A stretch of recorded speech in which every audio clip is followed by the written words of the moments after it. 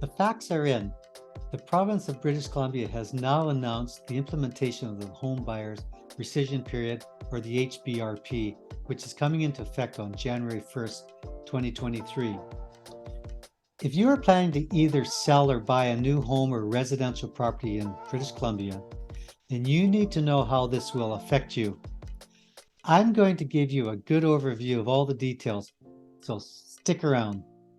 Hi, I am Gary, and I live here in Victoria on Vancouver Island off the west coast of Canada with my wife Rosemary. We help people move to our beautiful city, and we hope this new info will help you make an informed decision on your buying and selling in 2023 in the Greater Victoria area.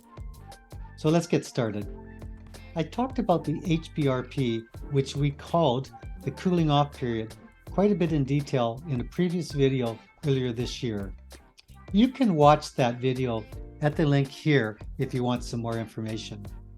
A lot of my predictions were as expected, with some fine-tuning now that we know the actual details. I will give you the highlights of the HBRP program. Please contact either Rosemary or me if you want more information on this. Our contact information is in the video description below. Some of you may wonder what the HBRP is all about. In a nutshell, what this allows is a purchaser of a residential property who may cancel or rescind their purchase offer to a seller within a specific time frame without any reason. Why is the government implementing this new legislation? They believe that some buyers, due to the rapid pace of the real estate market in British Columbia, BC, may have put in offers on properties without taking the time to fully check out the property.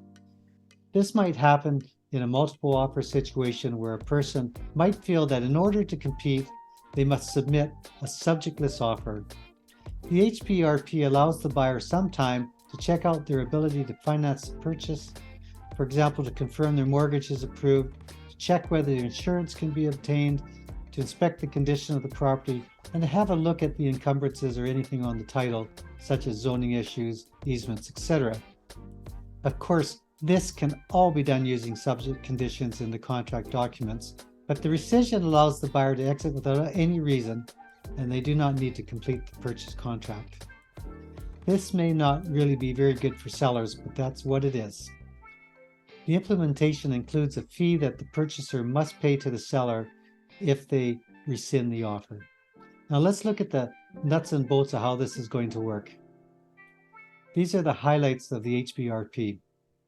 Number 1, the rescission period is 3 business days. Number 2, the rescission period cannot be waived by either party in contractual language or any other way. Number 3, there is a rescission fee of 0.25% of the offer price payable by the buyer to the seller if the buyer exercises the rescission. Number 4, there are some exceptions to the properties which I will cover a bit later. All right, let's get into the details. The rescission period is for 3 full business days, excluding weekends and holidays. It starts on the following business day from the offer acceptance date and ends at 11:59 p.m. on the 3rd business day. The buyer must make their notice of rescission within the period in a specific prescribed format. The rescission fee. When the buyer invokes the rescission to exit out of the purchase contract, then they pay the seller 0.25% of the offered price.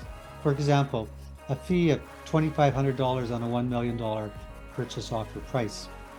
This is a good idea, although it probably should be a higher amount, as it may mitigate a buyer from putting in offers on 3 or 4 properties at the same time and then taking one and rescinding the others. It's not very nice for sellers. At least the sellers will be compensated for the hassle factor.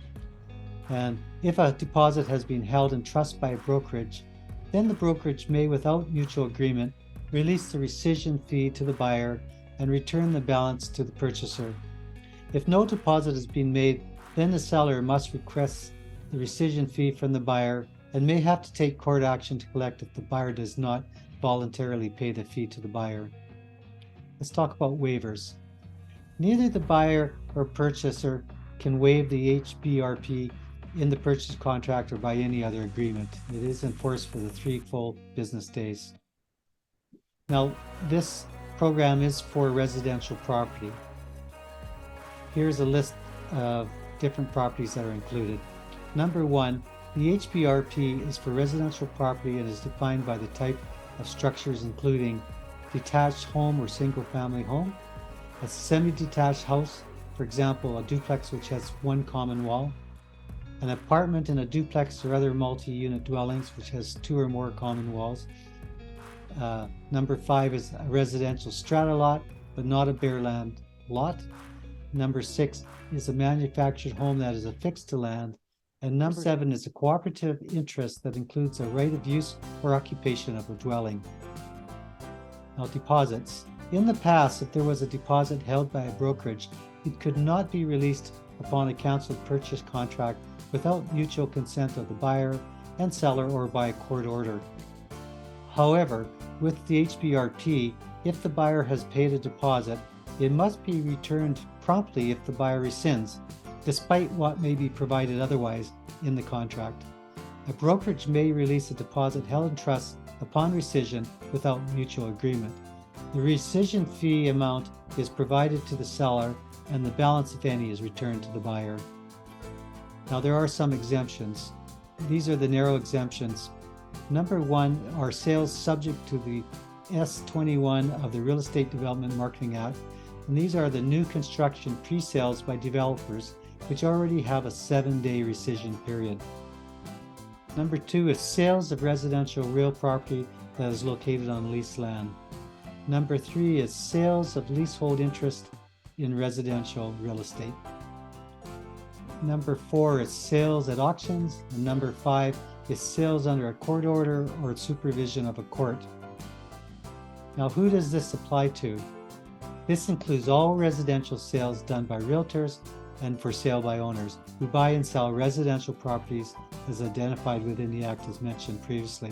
You should really consider working with a realtor or a lawyer to make sure you are compliant with the Act in order to avoid the unexpected complications in your buy or sell if the buyer rescinds their offer.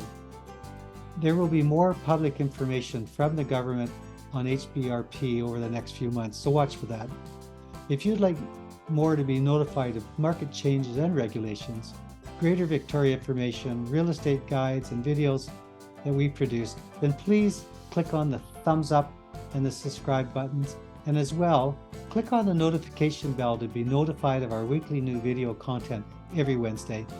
By doing this, you can really help other people find this video content in their information searches. They will thank you, and so do we. So please share this video with a friend and give us a comment below. We appreciate all comments and will respond to all. Also, if you like this video, then you might like the video below, which has 5 of our very informative free printable real estate guides. This just has great information, so just click below here to view. Thank you for watching, and I will see you next time.